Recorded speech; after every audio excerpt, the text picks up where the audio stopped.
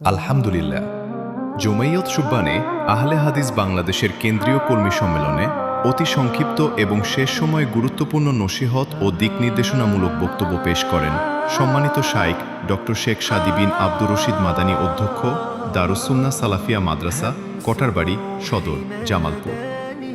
PhD, Medina ইসলামী বিশ্ববিদ্যালয়, Saudi আরব।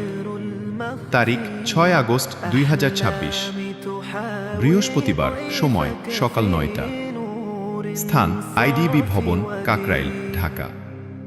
আল্লাহ তাআলা এ সম্মেলনকে দ্বীনের খেদমত, দাওয়াতি কার্যক্রমের অগ্রগতি এবং সংগঠনের সকল কার্যক্রমে বরকত ও সফলতার মাধ্যম হিসেবে কবুল করুন। আমিন। يا نبرة الأنفاس هلا رافقت الإحساس أشكو لربي خفقي في لحظات الإناس يا نبرة الأنفاس